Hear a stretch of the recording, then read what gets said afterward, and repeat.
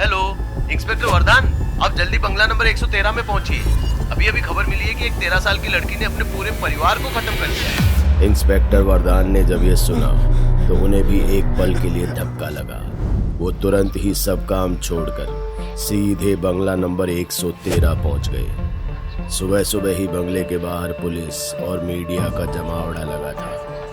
हादसे को अभी 2 ही घंटे हुए थे कि देखते ही देखते ये खबर पूरे शहर में आग की तरह फैल चुकी थी। क्या लगता है ये एक 13 साल की बच्ची अपने ही घर के 4 लोगों को मार सकती है? लगने या ना लगने से कुछ फर्क नहीं पड़ता इंस्पेक्टर वीरेन। सबूत क्या कहते हैं, फर्क इससे पड़ता है। वैसे कहाँ है वो? कौन? सुमोना? उसे अभी उसके ही कमरे में बंद कर रखा है जब तक कि लेडीज पुलिस नहीं आ जाती। वीरेन की बात सुन वरदान सीधा सुमोना के कमरे की ओर चल दिया। उसका कमरा बंगले के सबसे आखिरी में था। जहां पहुंचने से पहले उसने परिवार के सभी सदस्यों की बदहाल लाशें देख ली थी।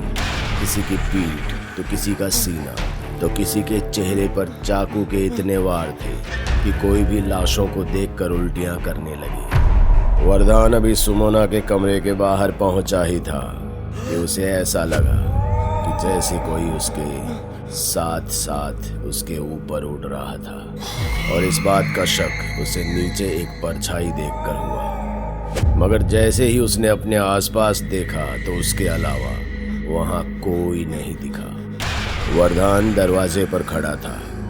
इससे पहले कि वो दरवाजा खोलता उसे कमरे के अंदर से एक और लड़की की आवाज सुनाई दी, जो कि सुमोना की नहीं थी।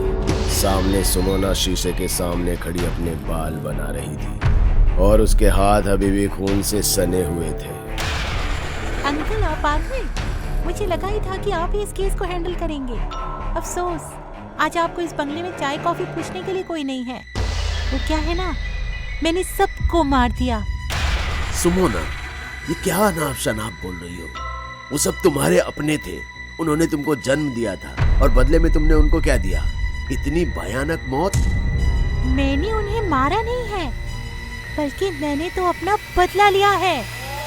सुमोना ने बड़ी मासूमियत से वरदान से कहा था, और इस वक्त उसकी आंखें पूरी तरह से सफेद हो गई थी, जिससे वरदान डर के पीछे हो गया, क्योंकि एक पल को सुमोना में उसे किसी और का अक्स नजर आया, जिसे शायद वरदान अच्छे से जानता था। पर इससे पहले वरदान को समझ पाता 2 लेडीज पुलिस कांस्टेबल आई और सुमोना को अपने साथ ले गई। लेकिन जाते हुए सुमोना की नजरें वरदान को ही घूर रही थी, और तभी सुमोना ने चीखते हुए वरदान से कहा, सब तो मर गए, कोई किसी को नहीं बचा पाया। अब तेरी बारी है, बचा सकता है तो बचा ले।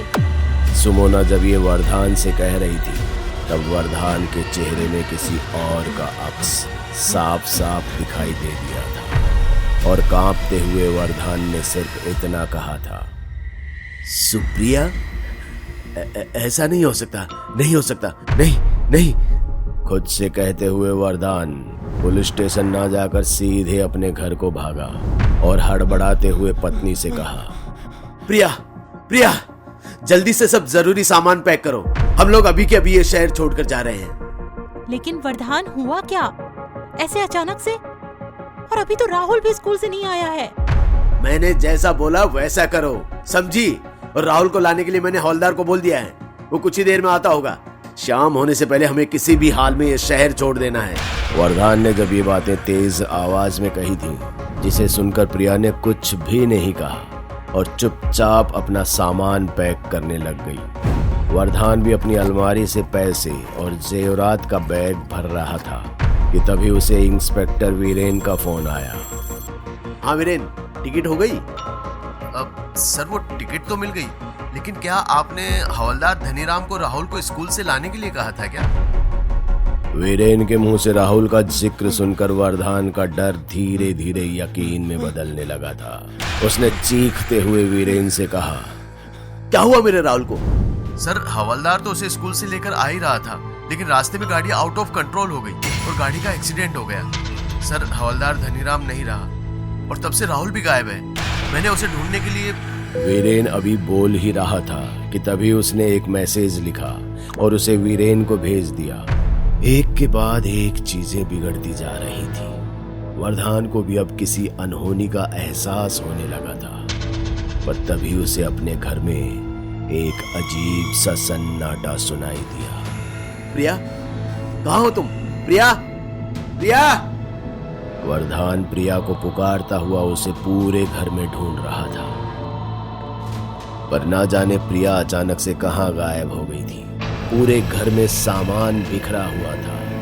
कुछ देर पहले वरदान का बेटा राहुल लापता हुआ था और अब उसकी पत्नी प्रिया। वरदान का मानसिक संतुलन अब पूरी तरह से बिगड़ चुका था।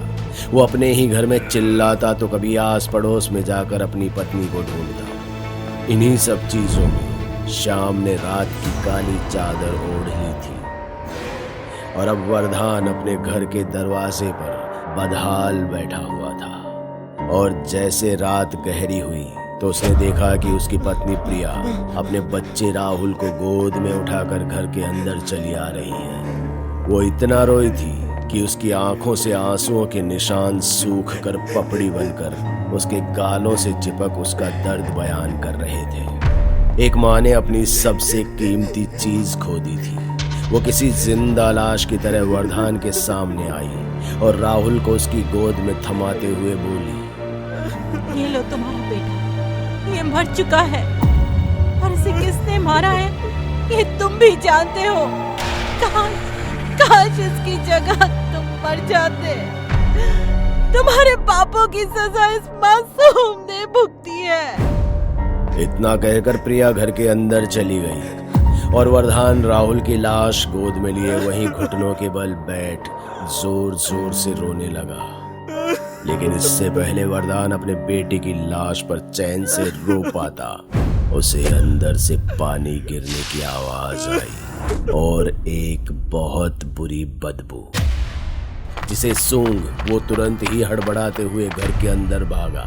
वरदान जब घर के अंदर गया तो देखा कि प्रिया अपने ऊपर मिट्टी का तेल डाल चुकी है। उसके हाथ में एक माचिस है जिसे जलाने ही वाली होती है कि तभी वरदान प्रिया के आगे गिड़गिड़ाते हुए कहता है, नहीं प्रिया, ऐसा मत करो। मेरे पास तुम्हारे सिवा कुछ भी नहीं बचा है। मेरा यकीन करो प्रिया, मैंने कुछ भी नहीं किया। वरदान ने सिर्फ इतना ही कहा था कि तभी उसके पीछे किसी की आवाज सुनाई दी। अब तो सच बता दे वरदान, या इतनी लाशें देखकर भी तेरा मन नहीं भरा भी? इस बात पर जब उसने पीछे मुड़कर देखा तो उसके होश ठंडे पड़ गए। राहुल अपने दोनों हाथों और पैरों पर किसी जानवर की तरह रेंगता हुआ वरदान के पास आ रहा था। राहुल को इस हाल में देख प्रिया भी दौड़ते हुए उसके पास जाने को हुई ही थी, पर वरदान ने प्रिया को ऐसा करने से रोक दिया। नहीं प्रिया, ये हमारा राहुल नहीं है। क्या? अगर ये हमारा राहुल नहीं है तो फिर कौन है? बताओ कौन है ये? प्रिया वरदान का गिरेबान पकड़कर गुस्से में उसे पूछ रही थी। तभी वरदान ने झुंझलाते हुए कहा, बंगला नंबर 113 की असली मालकिन सुप्रिया रायचंद है, जिसे इसकी सौतेली माँ ने धोखे से पागल बनाया और इसे इसके ही घर के एक कमरे में बंद कर दिया था। पिछले 8 सालों से ये अपने ही कमरे में बंद थी। फिर एक दिन इसकी सौतेली माँ ने मुझे अपने घर पर फोन करके बुलाया, मेरे साथ दोस्ती बढ़ाई, मुझे प्रमोशन दिलाने का वादा किया, पर बदले में मुझे उसके लिए एक काम करना था। प्रमोशन का सुनकर मैंने भी उस काम के लिए हाँ कर दी थी। तब मुझे पहली बार सुप्रिया से मिलवाया गया। वो 4 महीने पेट से थी। बोला कि वो उसकी ही नौकरानी की बेटी है और मुझे बिना किसी को खबर किए हुए उसका एबॉर्शन करवाना था। वरदान अभी बोल ही रहा था कि तभी राहुल ने उस पर हमला कर दिया और उसके जिस्म से मांस नोच कर खाने लगा। प्रिया भी वरदान को बचाने की कोशिश करने लगी। वो भी इससे बचने के लिए राहुल के साथ हाथापाई करने लगा, लेकिन कमजोर रहा। तभी इसी बीच वरदान का फोन बजने लगा। फोन वीरेन का था। वरदान ने किसी तरह फोन उठा लिया। सर, मैंने गड्ढा खोदकर बॉडी निकाल ली है, अब क्या करना है इसका? बॉडी की बात सुन राहुल के अंदर सुप्रिया रायचंद की आत्मा भी चौंक गई थी, क्योंकि वीरेन जिस बॉडी की बात कर रहा था वो सुप्रिया रायचंद की ही थी। तभी वरदान ने भी वीरेन से तुरंत कहा, वीरेन, बॉडी को जला दो अभी। बॉडी जलाने की बात सुन राहुल के अंदर सुप्रिया की आत्मा वरदान पर और गुस्से से हमला करने लगी, जिससे वरदान अधमरा हो गया। उसके जिस्म में अब बस चंद सांसें बाकी थी, पर वो जिंदा था। मेरा बदला अभी पूरा नहीं हुआ है। तुझे मारे बिना मैं मुक्त नहीं हो सकती।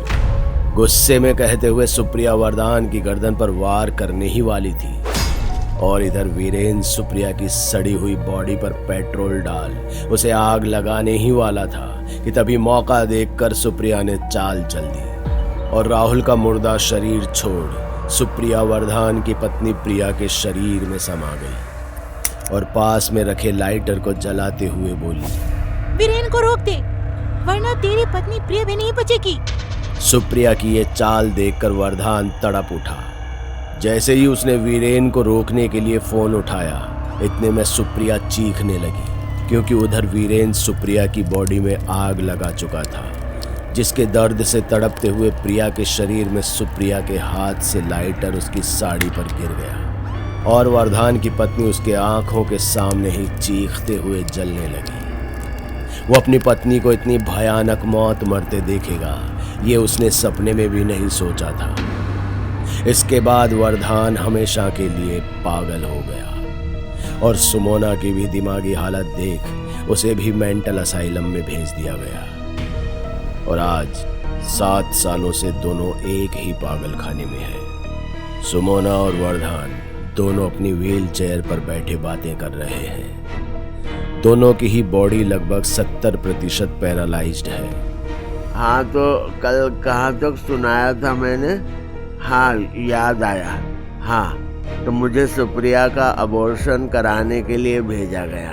तब सुप्रिया ने मुझसे बात की, बोली कि वो पागल नहीं है, बल्कि उस बंगले की असली वारिस है। उसकी सौतेली माँ उसे दवाई देकर पागल बनाती है और उसके पेट में जो बच्चा है उसके ही सौतेले भाई यानी कि तेरे बड़े भैया आदित्य का है, जो रोज रात उसके कमरे में जाता था। हाँ, बच्चा जरूर बड़े भैया का है, लेकिन उसे नोचने वाले तेरे बाप और तेरा हवेली का मुंशी वंशीधर भी है। तीनों ने टाइम से अपना टाइम टेबल सेट कर रखा था। जैसे तेरी माँ ने मुझे प्रमोशन का लालच दिया, सुप्रिया ने भी मुझे लालच दिया था। उसकी एक ज़मीन थी जो सिर्फ उसकी ही थी, वो मुझे देना चाहती थी, क्योंकि उसे पता था कि अगर उसका अबॉर्शन हुआ तो वो इस बार जिंदा नहीं बचेगी, क्योंकि इससे पहले भी उसके 3 अबॉर्शन हो चुके थे।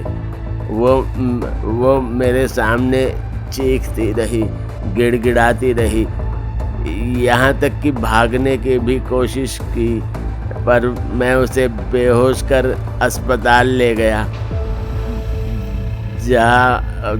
जहाँ उसकी मौत हो गई। जब मैंने ये बात आगे बताई तो उन्होंने बॉडी वापस बंगले पर लाने को कहा और फिर मुझसे ही गड्ढा खुदवाया और मैंने ही उसकी बॉडी को उसके ही बंगले में दफन कर दिया। हाँ, तेरा बाप कमीना था और तेरा भाई भी और तेरी माँ भी, और भूल मत, तुझमें भी वही खून है। वरदान की बात सुन सुमोना गुस्से से कांपने लगी और सुमोना को गुस्से से कांपता देख वरदान हंस रहा था। दोस्तों, अगर आपको हमारी कहानी अच्छी लगी हो तो लाइक, कमेंट और शेयर जरूर करें। साथ ही रेगुलर अपडेट के लिए चैनल को सब्सक्राइब करें। और अगर आपके पास भी कोई डर से भरी दमदार कहानी है तो भेजिए हमारे मेल एड्रेस पर अभी।